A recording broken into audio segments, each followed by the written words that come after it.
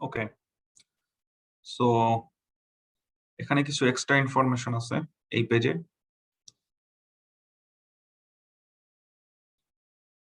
আশা করি সবাই শুনতে পাচ্ছে, কারো শুনতে পারার সমস্যা হওয়ার কথা না। অলরাইট, এই পেজে কিছু এক্সট্রা ইনফরমেশন আছে, ঠিক আছে।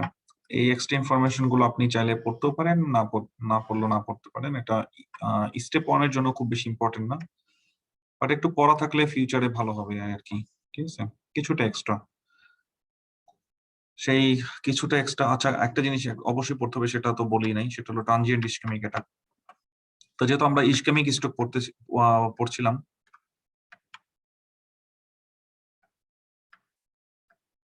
আমরা যেহেতু ইসকেমিক স্ট্রোক পড়তেছিলাম সেটাকে শেষ করি আসেন। ইসকেমিক স্ট্রোকে কখনো কি হেমোরেজিক কনভার্সন হতে পারে কিনা? হেমোরেজিক কনভার্সন, অ্যান্সার হলো যে ইয়েস, হেমোরেজিক কনভার্সন ঘটতে পারে। এটা ঘটার প্যাথোফিজিওলজিটা কি, কেন? ইসকেমিক স্ট্রোক যখন হয় তখন একটা এরিয়াতে, এই লোকাল টিস্যুতে সবগুলো এরিয়াতেই কিন্তু, মানে সবগুলো সেলের মধ্যেই কিন্তু, পুরো টিস্যুটাতেই কিন্তু ইসকেমিক ইনজুরি।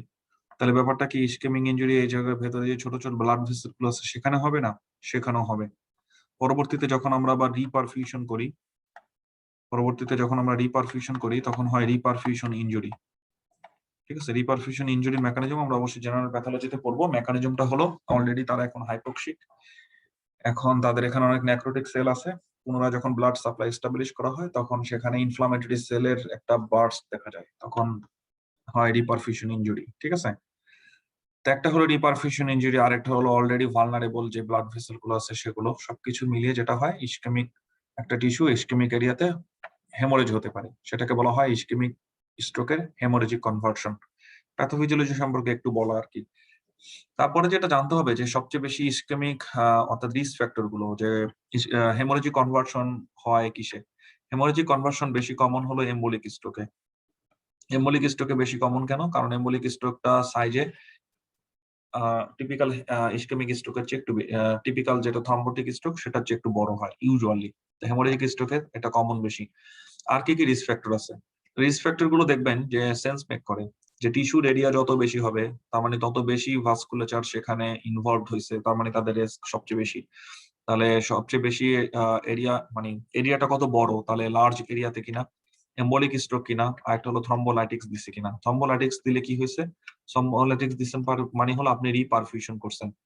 আর আমি তো বললামই যে রিপারফিউশন ইনজুরি এই ব্লিডিং এর একটা প্যাথোজেনিক ফ্যাক্টর। তাহলে রিপারফিউশন যদি হয় তাহলে রিপারফিউশন ইনজুরি হওয়ার চান্স বেশি। তো অ্যাকচুয়ালি থ্রম্বোলাইটিক্স দিয়ে ট্রিটমেন্টের মধ্যে যে ইন্টারভেলটা সেটা এখানকার ইম্পর্টেন্ট। ঠিক আছে, তো যাই হোক, থ্রম্বোলাইটিক যদি পায় তাহলে তো এটা রিস্ক বেড়ে যায়, এটাই আর কি। তো হেমোরেজিক কনভার্সন যদি হয় তাহলে তখন পেশেন্ট কি নিয়ে আসে? তখন পেশেন্ট হেমোরেজিক স্ট্রোকের ফিচার নিয়ে আসে। ঠিক আছে, দ্যাটস ইট। এবং সিটি স্ক্যানে দেখা যায়। তাহলে আপনাকে তখন কি করবেন? তখন আমি আবার সিটি স্ক্যান করে দেখবো হেমোরেজ হয়েছে কিনা। এরপরের কথা হলো ল্যাকুনার স্ট্রোক। ল্যাকুনার স্ট্রোক যখন আমরা বললাম যে ছোট ছোট স্ট্রোক, পেনিট্রেটিং আর্টারি গুলো, তো ল্যাকুনার স্ট্রোকের কিছু ফেনোমেনা আছে যে ইউজুয়ালি তারা কি নিয়ে আসে। তা 4টা ফেনোমেনা আছে মোট। ঠিক আছে, 4টা ফেনোমেনার মধ্যে এখানে সবগুলো লেখা আছে। Pure motor stroke, pure sensory stroke, ঠিক আছে, আরেকটা হলো ataxia hemiplegia syndrome, dysarthria clumsy hand syndrome. সবগুলো লাগবে না, প্রথম 2টা বেশি ইম্পর্টেন্ট ইউএসএমএল এবং যে কোনো পরীক্ষার জন্য। প্রথম 2টা বেশি ইম্পর্টেন্ট, আমরা সেই 2টাতে ফোকাস করব এরিয়া সহ। যখন আমি বলতেছি পিওর মোটর স্ট্রোক মানে কি?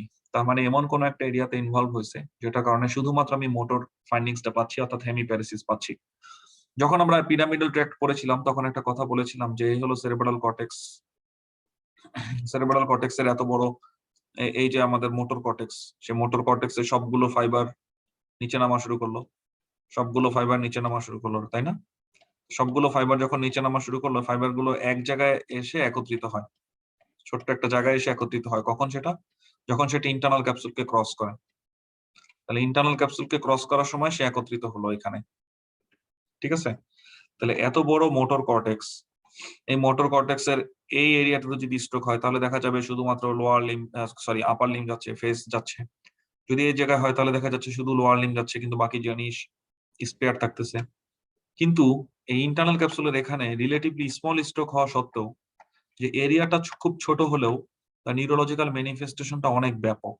ঠিক আছে, তো যখন একটা পেশেন্টের এখানে যায় তখন তার কোনো সেন্সরি কর্টেক্স সেন্সরি এরিয়াতে ইনভলভ করে না, কিন্তু যদি কর্টিক্যাল স্ট্রোক হতো, কর্টিক্যাল স্ট্রোক মানে হলো মিডল সেরেব্রাল আর্টারি, তার মানে পুরো সেরেব্রাল কর্টেক্স এদিকে চলে গেছে। এদিকে যদি চলে যায় তাহলে মোটর এরিয়াও তো গেছে, সেন্সর এরিয়াও গেছে, তাই না?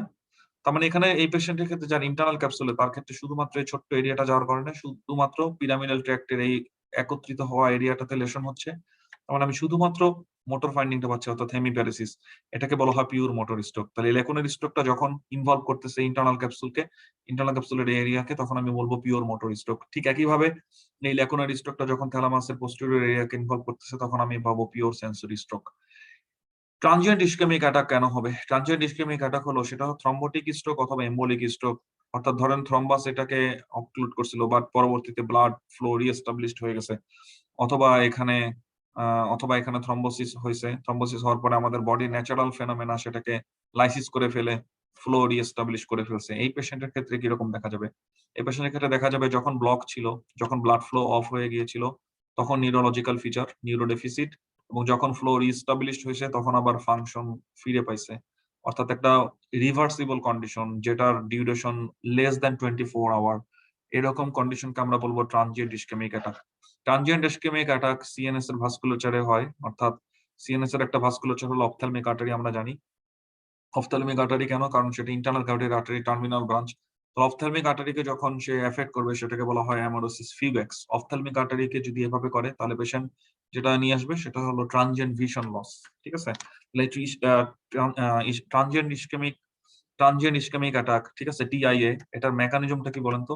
এটার মেকানিজম কি এটা হেমোরেজিক স্ট্রোক নাকি ইসকেমিক স্ট্রোক? তাহলে এটার মেকানিজম হলো ইসকেমিক স্ট্রোক। অর্থাৎ এই পেশেন্টের ক্ষেত্রে আপনি কি সাসপেক্ট করবেন? এই পেশেন্টের ক্ষেত্রে আমি সাসপেক্ট করবো কোথাও না কোথাও তার অ্যাথেরোস্ক্লেরোসিস আছে, মোস্ট লাইকলি। ঠিক আছে? সো এই পর্যন্ত আমরা আমাদের পড়া শেষ। এখন আমরা এই পেজ ত্যাগ করব। এই পেজ ত্যাগ করে দেখবো যে কোথায় যাওয়া যায়। আমরা এই পেজটা পড়তে চাই। এই পেজটা পড়ার জন্য আমাদেরকে একটু ডিটেলস পড়তে হবে ব্রেনের এরিয়াগুলো সম্পর্কে। এবং আজকে টপিকস এর সাথে যেটা রিলেভেন্ট সেটা হলো ব্রেনের ব্লাড সাপ্লাই। তো ব্রেনের ব্লাড সাপ্লাইয়ের সাথে এই এরিয়াগুলো ইম্পর্টেন্ট। ঠিক আছে? তাহলে এখন আসেন আমরা এটা পড়ে ফেলি। যে আমরা যেটা পড়েছি যে ব্রেনের ব্লাড সাপ্লাই এবং সাথে ওয়াটারশেড ইনফাকশন হলে সেটা অ্যাকচুয়ালি কেমন দেখায় সেই জিনিসটা আমরা সবার আগে পড়ে ফেলি। তাহলে ওয়াটারশেড জোন কোনটা, কখন? তাহলে ওয়াটারশেড জোন হলো সেটাই যেখানে দুইটা আর্টারি একসাথে মিলিত হয়েছে। ব্রেনের ক্ষেত্রে এটা কোনটা? যেখানে অ্যান্টেরিয়র সেরেব্রাল আর্টারি এবং মিডল সেরেব্রাল আর্টারি একত্রিত হয়েছে। আমি আগের ভিডিওতে যেটা দেখালাম আগের ক্লাসে, সেটা হলো সামনে একটু ফাইন্ডিং পাবো, পেছনে একটু ফাইন্ডিং পাবো। কেন? কারণ এটা ছিল সিকেল শেপ, এটা ছিল এরকম সিকেল চেক ইনফ্রাকশন, এবং সিটি স্ক্যান যখন করে তাহলে আমি এভাবে স্লাইস করতেছি, তাহলে সামনের দিকে একটু পাবো, পেছন দিকে একটু পাবো। এই জিনিসটা হলো একটু ওয়েজ শেপ। দ্যাটস আমি যখন সিটি স্ক্যান দেখবো তখন আমি এরকম ওয়েজ শেপ একটা ধরন দেখবো। যেহেতু এটা জেনারেলাইজড পারফিউশন, তার মানে একদিকে হবে আরেক দিকে হবে না, তা হবে না, দুই দিকেই হবে। ঠিক আছে? তো যদি আপনাকে এরকম কোন একটা সিটি স্ক্যান দেয় যেখানে এরকম ভাবে আপনি হাইপারডেন্স শ্যাডো পাবেন, ঠিক আছে, ইসকেমিয়া ফাইন্ডিং পাবেন, সেটাকে আপনি চিন্তা করবেন এটা হলো water Jones, sorry watershed Jones, তার মানে ওয়াটার শেড স্ট্রোক হয়েছে। এটার মোস্ট কমন কজ হলো জেনারেলাইজড হাইপোপারফিউশন অথবা জেনারেলাইজড হাইপোক্সিয়া। ঠিক আছে? কোথায় কোথায় আছে common location of brain? Watershed zone গুলো তো ইসকেমিয়ার ক্ষেত্রে ভালনারেবল, এটা হলো ইসকেমিয়া ভালনারেবল। একই সাথে সে হলো ব্রেইনে মেটাস্টেসিস মাসের জন্য ইনভলভ, মানে মোস্ট ফ্রিকুয়েন্ট এরিয়া। দেখবেন আপনি মেটাস্টেটিক ব্রেন টিউমার, আমি কথাটা বলেছি যে মেটাস্টেটিক ব্রেন টিউমার কোথায় ইম্পর্টেন্ট। মেটাস্টেটিক ব্রেন টিউমারটা হলো important white matter and grey ম্যাটারের জংশনে। ঠিক আছে? আচ্ছা, তারপরে এখানে চলে আসি আমরা anterior cerebral artery and middle cerebral artery watershed infarct. তাহলে এটা তারা কোথায় মিট আপ করে? অ্যান্টেরিয়র সেরেব্রাল আর্টারি এবং মিডল সেরেব্রাল আর্টারি কোথায় কোথায় তারা দেখা করে? তাহলে তারা দেখা করে এই জায়গায়। তাহলে এখানে হলো মিডল সেরেব্রাল আর্টারি, এটা হলো অ্যান্টেরিয়র সেরেব্রাল আর্টারি। তো দেখা যেখানে করতেছে বুঝতেই পারতেছেন যে মোটামুটি একটা এরিয়া, এই একটা এরিয়াতে লেশন হতে পারে। তাহলে এটা হলে কি হবে? Proximal upper extremity and lower extremity weakness. আর posterior cerebral artery middle cerebral আর্টারিতে হলে কি হবে? সেটা হলো high order visual dysfunction. Visual dysfunction কনসেন্স মে করে এটা অক্সিপিটাল লোবে।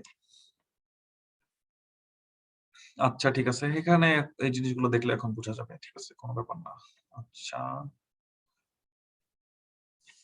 অলরাইট, এখান থেকে এতটুকু ইম্পর্টেন্ট। এখন আমরা এই ব্লাড সাপ্লাইটার সাথে নিজেরা খুব বেশি ফ্যামিলিয়ার হব। এবং এই যে মোটর হোমেনকুলাস সেটার সাথে ফ্যামিলিয়ার হব, এটা পরীক্ষাতে আসবে, অবশ্যই আসবে, ঠিক আছে। ইউএসএমএল তে এরকম একটা কোশ্চেন থাকবেই মোটর হোমেনকুলাস নিয়ে। বুঝার একটা উপায়, এই মানুষটা এখানে আসলে বসা ছিল, ঠিক আছে, এই মানুষটা এখানে কি ছিল, বসা ছিল, এখন ধপাস করে নিচের দিকে শুইছে, এইভাবে পা ভাঁজ করে এদিকে শুইছে। তাহলে এটা হলো পা, হাঁটু এখানে ভাঁজ করা, এটা হলো থাই, ঠিক আছে। কিন্তু মজার ব্যাপার হলো মানে তার কিছু কিছু এরিয়াটা একটু বড়, তাহলে কিছু কিছু এরিয়া বড় কেন? অর্থাৎ এই এরিয়াতে ব্রেইন বেশি ইনভলভ, অর্থাৎ এই জায়গাতে ফাইন মুভমেন্ট হয়, খুব বেশি ফাইন মুভমেন্ট হয়। তাহলে মানুষের ফেস, মানুষের হ্যান্ড, এগুলোতে ফাইন মুভমেন্ট হয়, এটা এখানে রিপ্রেজেন্ট করে কোনটা বেশি বড়, কোনটা বেশি, কোনটা ছোট। তাহলে আপনাকে যেটা করতে হবে, পরীক্ষায় যেটা আসে সেটা হলো, আমরা তো এই ধরনের ছবি দেখে অভ্যস্ত, কিন্তু এটা যখন আমাকে এখানে করতে দিবে তখন আমি যেন করতে পারি, এ ধরনের সুপিরিয়র ল্যাটারাল সারফেসে যখন দেখাবে তখন যেন আমি করতে পারি। তো এটা পারার একটা সুবিধা, একটা ইয়া আছে, মানে টিপস আছে। আপনি প্রথমে সেন্ট্রাল সার্কাসটাকে আলাদা করবেন, যেটা হলো সেন্ট্রাল সার্কাস। সেন্ট্রাল সার্কাস আলাদা করার পরে দেখবেন যে সবার নিচের দিকে কোনটা, সবার নিচের দিকে ফেস, তাহলে এদিকে হলো ফেস, তারপরে কোনটা, তারপরে হলো হ্যান্ড, তারপরে হলো শোল্ডার এবং নেক, তার ওদিকে হলো লোয়ার এক্সট্রিমিটি। ঠিক একইভাবে আপনার এদিকে হলো শুধুমাত্র লোয়ার এক্সট্রিমিটি, কারণ এটা মিডিয়াল সারফেস। সো এভাবে একটু কোঅর্ডিনেট করতে হবে। এই জিনিসগুলো পরীক্ষা খুবই ইম্পর্টেন্ট, হ্যাঁ। তাহলে আর্টারি সাপ্লাই আমরা এটা একটু নিজেরা দেখবো, মনে থাকবে যে এটা হলো মিডল সেরেব্রাল আর্টারি, সে সুপিরিয়র ল্যাটারাল সারফেসকে সাপ্লাই দিচ্ছে, এক্সেপ্ট সামনের দিকে এতটুকু আর পিছন দিকে এতটুকু, অক্সিপিটাল লোব এবং লোয়ার টেম্পোরাল এরিয়া, এই এরিয়াটাকে সাপ্লাই দিচ্ছে কে, পোস্টেরিয়র সেরেব্রাল আর্টারি। আর এই যে এই সারফেসের অংশটুকুকে সাপ্লাই দিল না এবং মিডিয়াল সারফেসকে সাপ্লাই দিল না মিডল সেরেব্রাল আর্টারি, সেটাকে কে সাপ্লাই দিবে, anterior cerebral artery. That's it. এখন সবচেয়ে মজার ব্যাপার হলো আমাদের এই আর্টারি সাপ্লাই থেকে, আর্টারি ডিস্ট্রিবিউশন থেকে, ধরেন মিডল সেরেব্রাল আর্টারি অথবা অ্যান্টেরিয়র সেরেব্রাল আর্টারি অথবা পোস্টেরিয়র সেরেব্রাল আর্টারি, এই আর্টারি থেকে আমাদের যেটা ব্রেনে পড়তে হবে সেটা হলো ফাংশনাল এরিয়া, যে কোন ফাংশনাল এরিয়া কোন আর্টারি দিয়ে সাপ্লাই পায়, ঠিক আছে।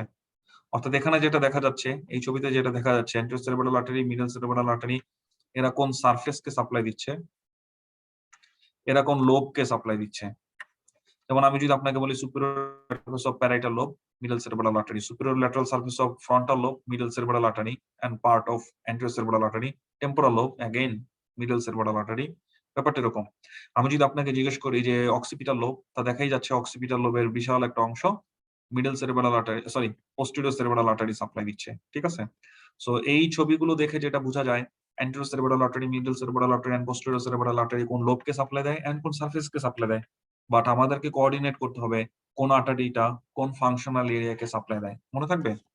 সো সবার জন্য এইচডব্লিউ, সবার জন্য কি এইচডব্লিউ থাকবে, সবার জন্য একটা এইচডব্লিউ থাকবে। সবাই চলে যাবেন কাপলানে, কাপলানে সামারি করে দেওয়া আছে যে অ্যান্টেরিয়র সেরেব্রাল আর্টারি কি কি স্ট্রাকচারকে সাপ্লাই দেয়, অর্থাৎ অ্যানাটমিক্যাল স্ট্রাকচার গুলো আপনি মনে রাখবেন, কি কি স্ট্রাকচারকে সে সাপ্লাই দিচ্ছে, কোন লোবের মিডিয়াল সারফেস, কোন লোবের সুপিরিয়র ল্যাটারাল সারফেস, কর্পাস ক্যালোসামের কোন অংশকে সাপ্লাই দিচ্ছে কিনা, medial cerebral artery, middle cerebral আর্টারির ক্ষেত্রে কোন স্ট্রাকচার গুলোকে সে সাপ্লাই দিচ্ছে, পোস্টেরিয়র সেরেব্রাল আর্টারি কোন স্ট্রাকচারকে সে সাপ্লাই দিচ্ছে, ঠিক আছে। ওকে, সো এটা একটা এইচডব্লিউ করবেন। এইচডব্লিউ করার পরে আরেকটা এইচডব্লিউ করবেন কি, এখন একটা এইচডব্লিউ করবেন যে কোন লোবে কি কি ফাংশনাল এরিয়া আছে।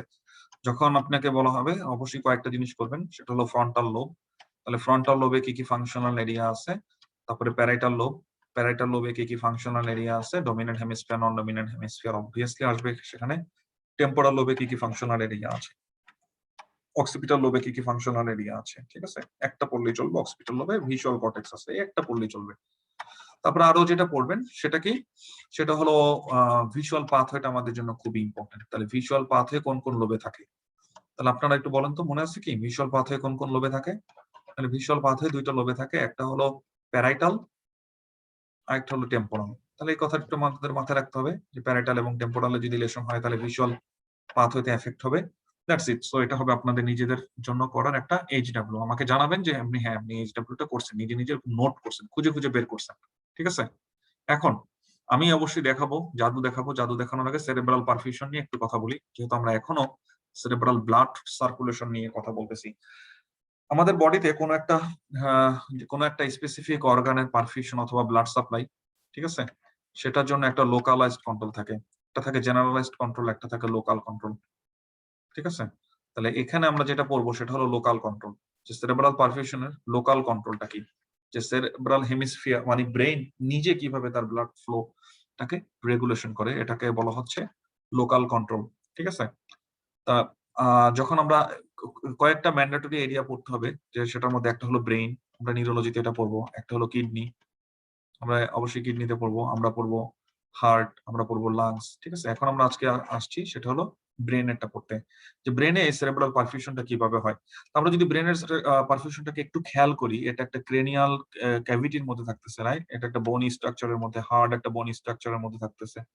হার্ড একটা বোনি স্ট্রাকচার, তার ভেতরে আছে ব্রেইন, ঠিক আছে, এবং ব্লাড ভেসেল এবং আদার স্টাফ। আমরা জানি এই ক্রেনিয়াল ভল্টের ভেতরে, এই ক্রেনিয়াল ক্যাভিটির মধ্যে একটা সবসময় প্রেসার থাকে। প্রেসার থাকবেই তো, কারণ এখানে একটা কন্টেন্ট আছে এবং এটা একটা কনফাইন্ড স্পেস। তাহলে এখানে ব্রেন আছে, সিএসএফ আছে এবং সাথে আছে ব্লাড ভেসেল, তাই না? সাথে আছে এই ব্লাড ভেসেল গুলো। আমি একটা কথা বলেছিলাম যে ব্লাড ভেসেল গুলোর জন্য এই ইন্টারক্রেনিয়াল প্রেসারটা হলো এক্সটেন্সিভ কম্প্রেশন। এই কথাটা আমি বলেছিলাম, তাই না? এটা হলো তার একটা এক্সটেন্সিভ কম্প্রেশন। তাহলে এখানে যে মেজর ব্লাড ভেসেল গুলো আছে, অর্থাৎ কি পরিমাণ ব্লাড ভেতরে ঢুকবে মেজর ব্লাড ভেসেল গুলো দিয়ে, সেটা দেখেন। তাহলে এটা হলো সেই মেজর ব্লাড ভেসেল, এখান থেকে ব্লাড যাচ্ছে।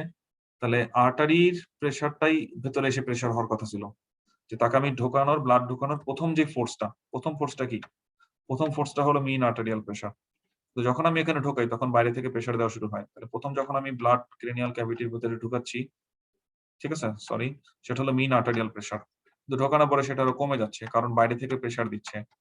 সে বাইরে থেকে প্রেসারটা কে দিবে? আর এই ক্যাভিটির মধ্যে যে প্রেসার, সেটা হলো ইন্টারক্রেনিয়াল প্রেসার। তাই যদি হয় তাহলে আলটিমেটলি আমি এখানে সেই প্রেসারটা পাচ্ছি না। অর্থাৎ যে প্রেসারটাতে আমি ইনিশিয়ালি ধাক্কা দিলাম সে হলো আমার ফেভারে আছে, কিন্তু ইন্টারক্রেনিয়াল প্রেসার এই ফ্লোটাকে বাধা দিচ্ছে, তার মানে এটা এগেইনস্টে আছে। তাহলে সেরেব্রাল পারফিউশন প্রেসার, ব্রেইনে কি পরিমাণ ব্লাড পাবো, এটা হলো সেরেব্রাল পারফিউশন প্রেসার। যে কিনা ফেভারে আছে তাকে আমি যোগ, মিন আর্টারিয়াল প্রেসার সে ফেভার, আর যে কিনা বাধা দিচ্ছে সে হলো মাইনাস, ইন্টারক্রেনিয়াল প্রেসার। তাহলে প্রথম কথা, cerebral perfusion pressure equal to mean arterial pressure minus intracranial pressure. এই কথাটা আমরা সবাই বুঝতে পারলাম, ঠিক আছে। এখন আসেন, লোকাল কন্ট্রোলের মধ্যে আরো কিছু ব্যাপার স্যাপার আছে। ভিতরে ব্লাড দিলাম, কিন্তু ব্রেনের ভেতরে ভেতরে কত সুন্দরভাবে ব্লাডটা সার্কুলেট হবে সেটা ডিপেন্ড করবে সে কতটুকু ভেসোডাইলেটেড, ঠিক না?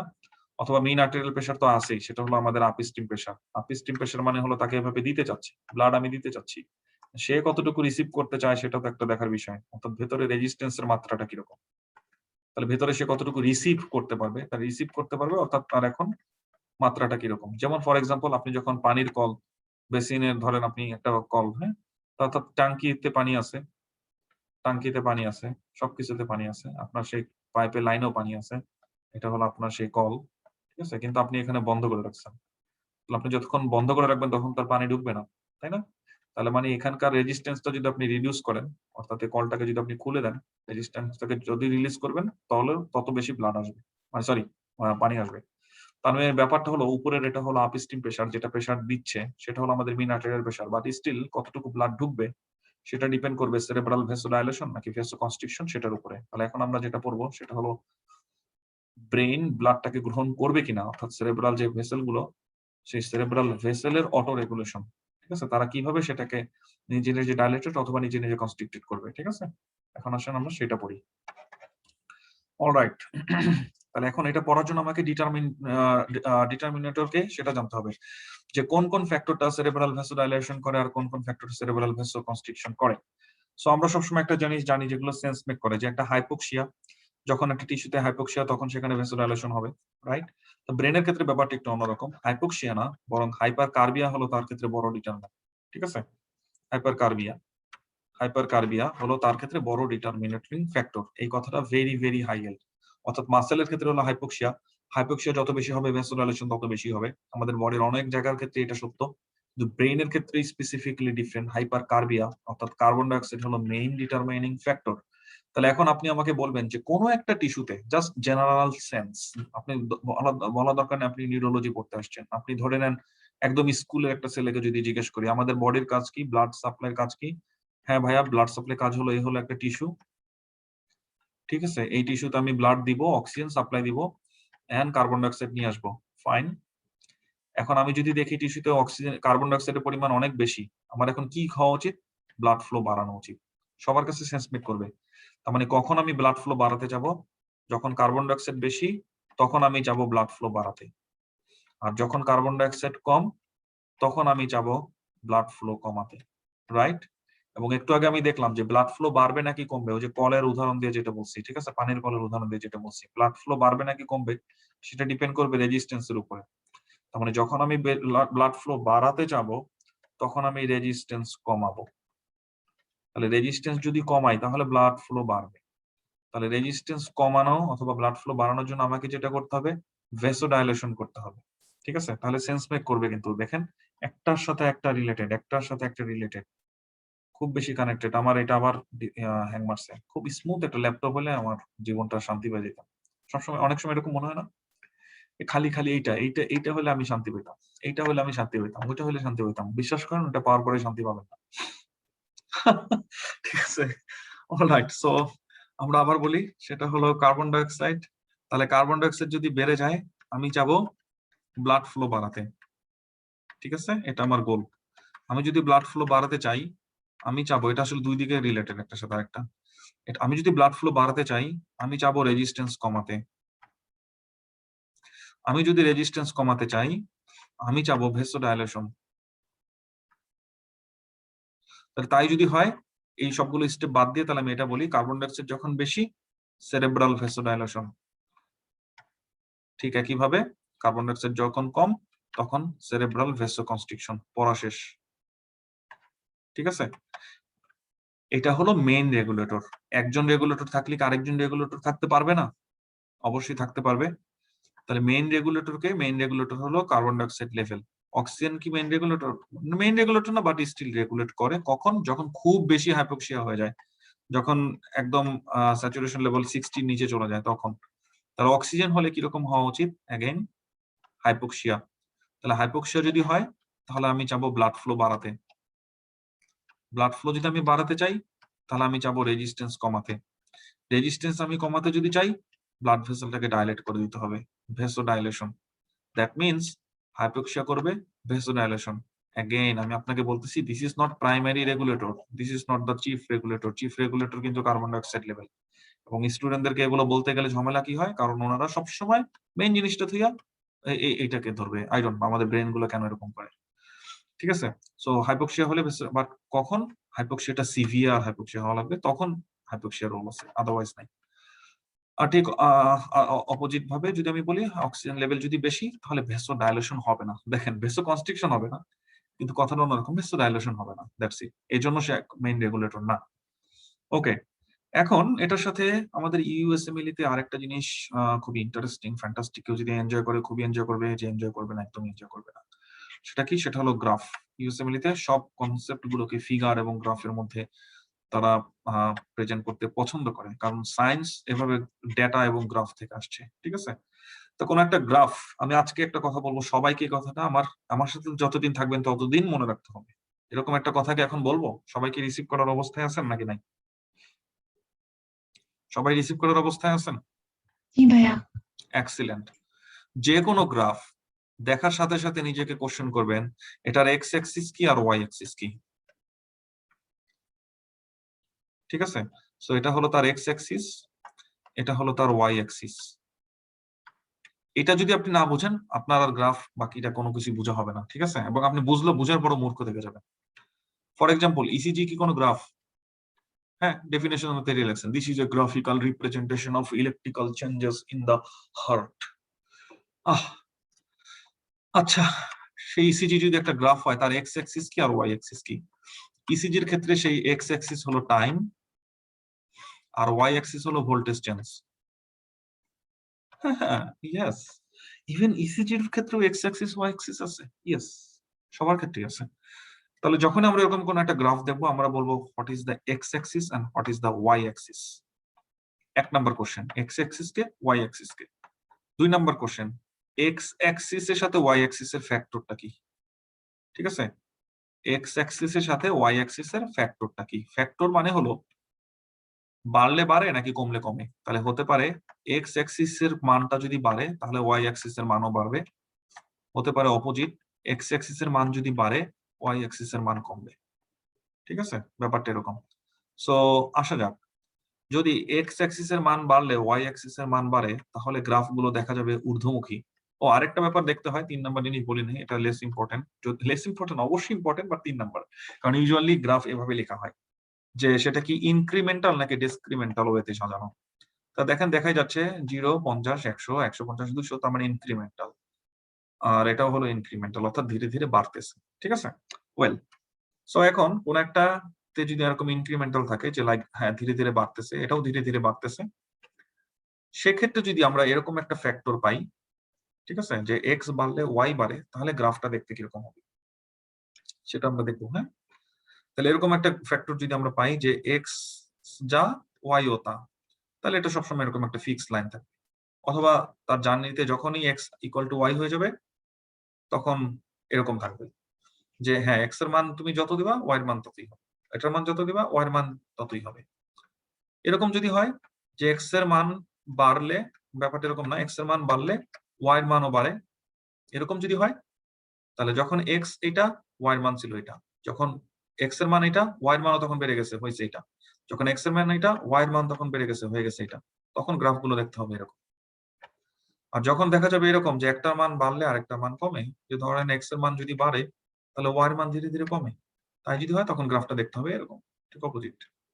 সেটা হলো গ্রাফের একদম বেসিক একটা জিনিস।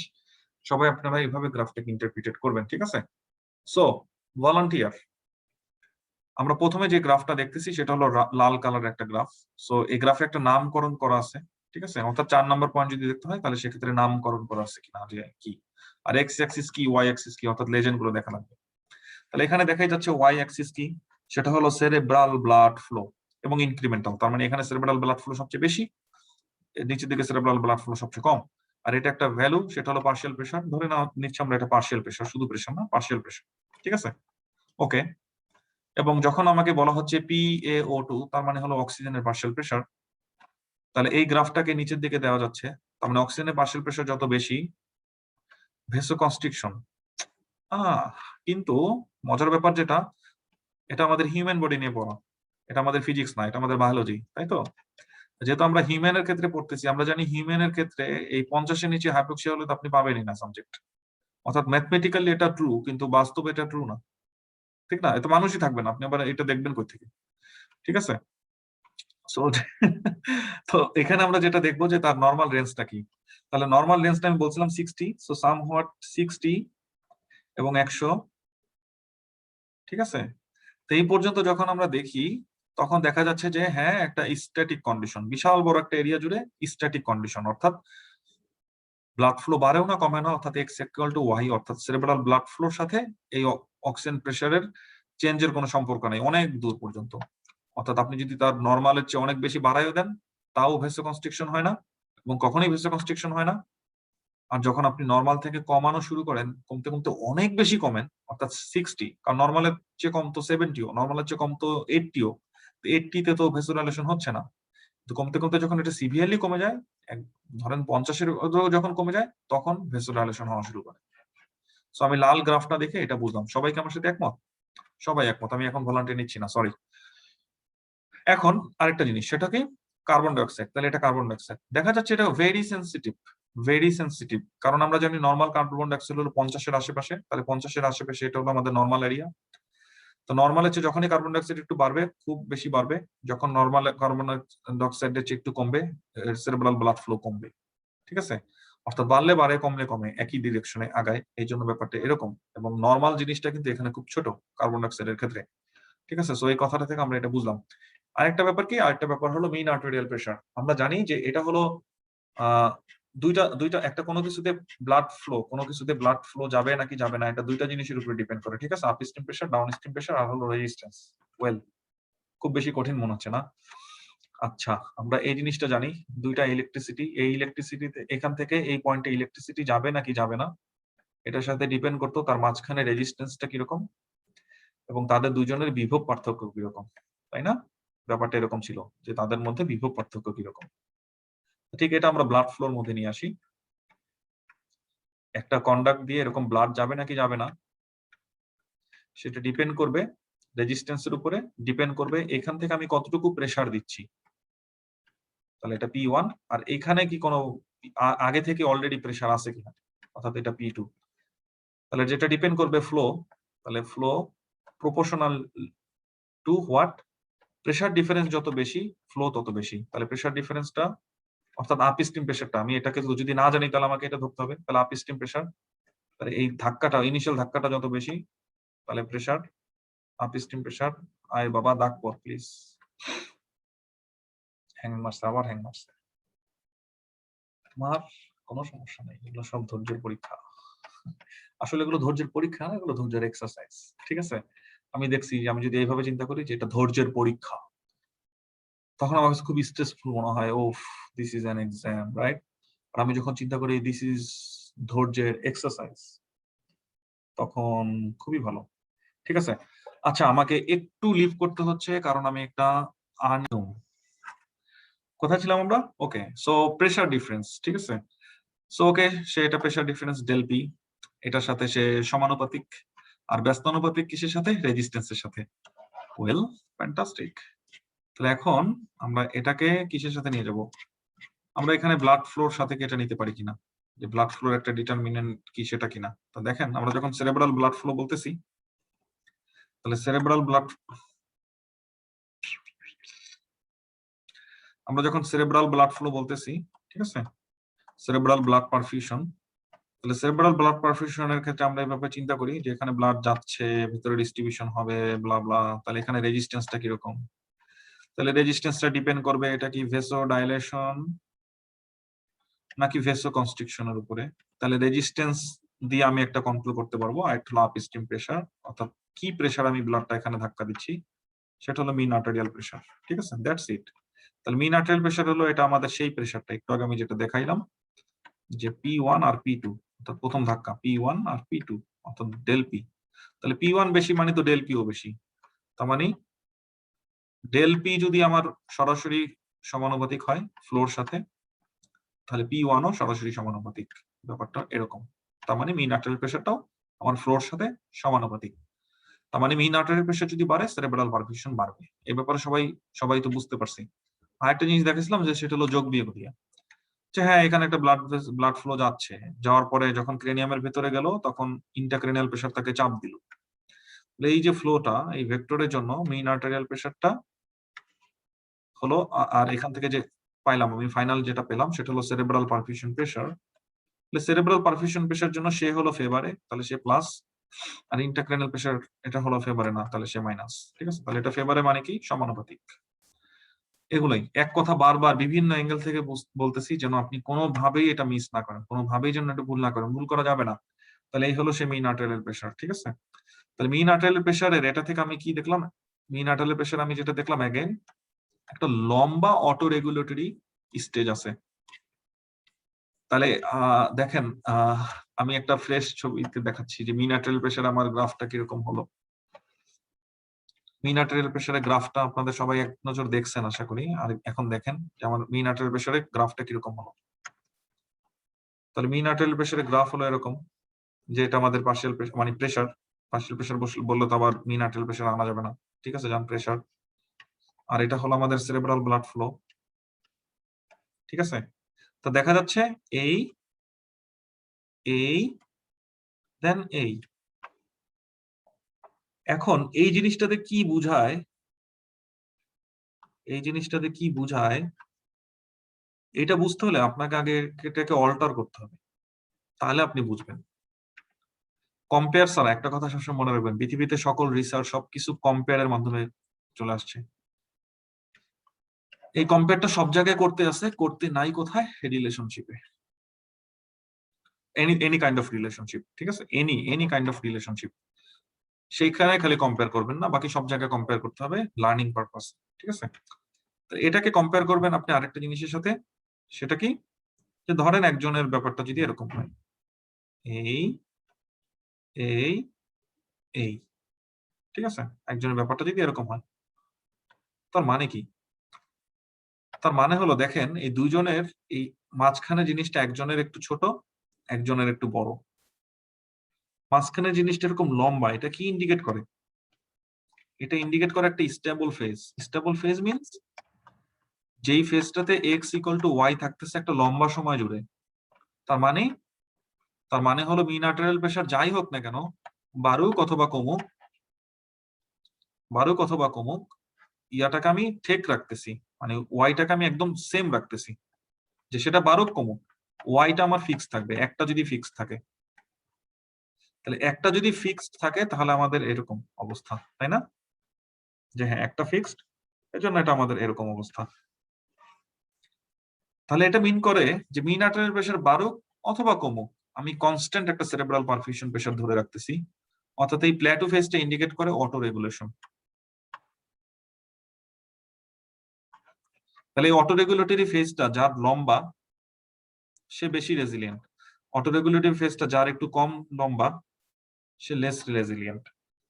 অর্থাৎ কোন একটা কারণে একটা মানুষের ব্লাড প্রেশার ড্রপ করতে পারে, তো ড্রপ করলে যদি কারো ক্ষেত্রে দেখেন, যে মানুষের, এই মানুষটার কথা চিন্তা করি, পেশেন্ট বি, তো ব্লাড প্রেশার ড্রপ করার সাথে সাথে সাই করে সেরেব্রাল ব্লাড প্রেশারও কমা শুরু করবে। কিন্তু ঠিক একই রকম প্রেসারে, ঠিক একই রকম ব্লাড প্রেসারে তার উপরের যে পেশেন্টটা, একই রকম ব্লাড প্রেসারে উপরের পেশেন্টের সেরেব্রাল ব্লাড প্রেশারটা ঠিক থাকবে। অর্থাৎ আপনি যদি এখানে দেখেন, ছোট যেটা কি পরে যেটা অ্যাড করছি সেটা হলো পেশেন্ট বি, যেই ব্লাড প্রেসারে, যেই মিন আর্টেরিয়াল প্রেসারে তার সেরেব্রাল ব্লাড প্রেসার ফল করলো, ঠিক একই রকম ব্লাড প্রেসারে পূর্বের পেশেন্টটা ফিক্সড সেরেব্রাল পারফিউশন প্রেসারটা মেনটেন করলো। তার মানে এই লম্বা জায়গাটা কি ইন্ডিকেট করে? লম্বা জায়গাটা ইন্ডিকেট করে auto regulatory phase, resilient phase. ঠিক আছে? সো এমন কোন কন্ডিশন আছে কিনা, এমন কোন কন্ডিশন আছে কিনা যখন এই অটো রেগুলেটরি এই গ্রাফটা এদিক সেদিক মুভ করে, সেটা হলো জেনারেল অ্যানেস্থেসিয়া। জেনারেল অ্যানেস্থেসিয়া হলে এটা ন্যারো হয়ে যায়, এটা ডাইন দিকে শিফট করে, রাইট দিকে শিফট করে। তার মানে তখন বেশি সাসেপ্টেবল হয়ে যায় পেশেন্ট গুলো। ঠিক আছে? ঠিক একই ভাবে একটা পেশেন্টের মিন আর্টেরিয়াল প্রেসার বেড়ে যেতেই পারে। মিন আর্টেরিয়াল প্রেসার বেড়ে গেলেই কি তুমি সেরেব্রাল পারফিউশন প্রেসার এরকম ধুমধাম বাড়া দিবা কিনা? নো, সঙ্গে সঙ্গে বাড়াতে পারি না, বাট এট সাম পয়েন্ট এটা বেড়ে যাবে। আমি কতক্ষণ আর কন্ট্রোল করবো? সো এই লম্বা রেঞ্জটা হলো অটো রেগুলেশন। আশা করি সবাই এই পর্যন্ত বুঝতে পারছেন। এই পর্যন্ত বুঝতে কারো কোনো সমস্যা হয় নাই, এখানে আমি অনেক কথা বলছি। চলেন এখন দেখি এখানে কি আছে। ওকে, সো সেরেব্রাল পারফিউশন প্রেসার, হাবি জাবি এগুলো সবকিছু বলা হয়ে গেছে। এখন আমরা লোব নিয়ে একটু পড়াশোনা করব। ঠিক আছে? সেরেব্রাল লোব এবং সেরেব্রাল যে এরিয়া গুলো আছে সেগুলো নিয়ে একটু পড়াশোনা করব। এটা আজকে করব নাকি এটা কালকে ফ্রেশ মাইন্ডে ফ্রেশ পড়াশোনা কালকে করব? কোনটা করলে বেটার হয়? এক কাজ করি, আপনারা আজকে একটু এইচডব্লিউ করেন, কালকে থেকে আমরা এটা পড়ি, কেমন? কালকে আমরা ব্রেনের বিভিন্ন এরিয়া পড়বো। সো আজকের আজকের এইচডব্লিউটা আমি আবার বলে দিচ্ছি। এইচডব্লিউটা করবেন কাপলানের হেল্প নিয়ে। যেটা করবেন সেটা হলো ব্রেনের ইম্পর্টেন্ট এরিয়া, ফ্রন্টাল লোবে কি কি ইম্পর্টেন্ট এরিয়া আছে, প্যারাইটাল লোবে কি কি ইম্পর্টেন্ট এরিয়া আছে, অক্সিপিটাল লোবে কি কি ইম্পর্টেন্ট এরিয়া আছে। অক্সিপিটালে খুব কম, একটাই পড়বেন, একটা পড়লেই চলবে। এখানে একটু টেম্পোরাল লোবে কি কি ইম্পর্টেন্ট এরিয়া আছে। সেই ইম্পর্টেন্ট এরিয়া গুলোর মধ্যে পড়বেন ফাংশন। যখন পড়বেন ফাংশন, তখন এটার ফাংশন লস হয়ে গেলে কি পড়বেন। ঠিক আছে? তাহলে ফাংশন লস হয়ে গেলে তার ফিচার কি সেটা পড়বেন। যখন এটা পড়া শেষ, তারপরের স্টেজে পড়বেন ব্লাড সাপ্লাই। তাহলে ব্লাড সাপ্লাই প্রথমে ভাগ করবেন আর্টারি দিয়ে। মিডল সেরেব্রাল আর্টারি কাকে কাকে সাপ্লাই দেয়? প্রথমে বলবেন কোন কোন স্ট্রাকচার, কোন কোন লোব, কোন কোন সারফেস, অর্থাৎ লোব এন্ড সারফেস। ঠিক একইভাবে anterior cerebral artery, posterior cerebral artery. এখন আপনি তো আগে জানছেন যে কোন লোবে কোন সারফেসে কোন ইম্পর্টেন্ট এরিয়া গুলো আছে। তারপরে যেটা করবেন যে মিডল সেরেব্রাল আর্টারি কোন কোন এরিয়াকে সাপ্লাই দেয়, অ্যান্টেরিয়র সেরেব্রাল আর্টারি কোন কোন এরিয়াকে সাপ্লাই দেয়, পোস্টেরিয়র সেরেব্রাল আর্টারি কোন কোন এরিয়াকে সাপ্লাই দেয়। এই এইচডব্লিউ কেউ যদি না করেন আমি আপনাকে ধরতে পারবো না, কিন্তু এই এইচডব্লিউটা যদি একটু নিজে নিজে করেন, আপনার গ্রোথের একটা অন্যরকম স্টেজে চলে যাবেন আপনি। সবাইকে অসংখ্য ধন্যবাদ আজকে ক্লাসে থাকার জন্য। আগামী ক্লাসে ঠিক একই সময় আমরা চলে আসবো এবং ব্রেনের ফাংশনাল এরিয়া পড়বো এবং আমরা জানবো যে কোন আর্টারিতে স্ট্রোক হলে কি ধরনের ক্লিনিক্যাল ফিচার হয়, অথবা কোন একটা ক্লিনিক্যাল ফিচার থেকে আমরা কি লোকালাইজ করতে পারবো কিনা স্ট্রোকটা কোথায় হয়েছে। সবাইকে অসংখ্য ধন্যবাদ, আমার জন্য দোয়া করবেন, সবাই ভালো থাকবেন, বাই।